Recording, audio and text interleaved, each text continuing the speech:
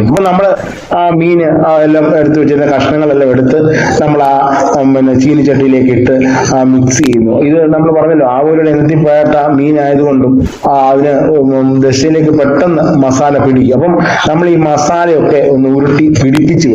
അപ്പം ഇത് നമുക്ക് ആ കാലഘട്ടത്തിന്റെ ഒരു സൗന്ദര്യം എന്ന് പറയുന്നത് നമ്മൾ ഇങ്ങനെ ഒരു മീൻകറി വെക്കുന്നതിലും അല്ലെ നമ്മൾ പറയുമല്ലോ മുള്ളുകറി വെച്ച് കപ്പ കൂട്ടി കഴിക്കുന്നതിലും ചാച്ചനോ ഒക്കെ വന്നിരുന്ന് കഥ പറയുന്നതിലും അല്ലെ ചിലപ്പം നമ്മുടെ അമ്മാവന്മാര് ചിലപ്പം ആ സമയം വീട്ടിലേക്ക് വന്നിരിക്കാം, അല്ലെങ്കിൽ നമ്മുടെ ചാർച്ചക്കാർ വന്നിരിക്കാം. അപ്പൊ ഇവരോടൊക്കെ ഇരുന്ന് കപ്പയൊക്കെ കഴിച്ച് കഥകളും ഒക്കെ പറഞ്ഞ മനോഹരമായ ഒരു കാലഘട്ടം കൂടി ഇത് കാണുന്ന ഒരു 60 വയസ്സിന് മേലുള്ള പ്രേക്ഷകർക്ക് തീർച്ചയായിട്ടും അങ്ങനെ ഒരു കാലഘട്ടം ഉണ്ടെന്ന് അറിയാമെന്ന് ഞാൻ വിശ്വസിക്കുന്നു. കാരണം ആ കാലഘട്ടത്തിന്റെ കുറച്ച് ഫ്രെയിമുകൾ ഞാനും കണ്ടാണ് പോയത്. അങ്ങനെ വ്യത്യസ്തമായ അനുഭവമാണ് ഒരു മീൻകറിയിൽ കൂടി നമ്മൾ കാണുന്നതും.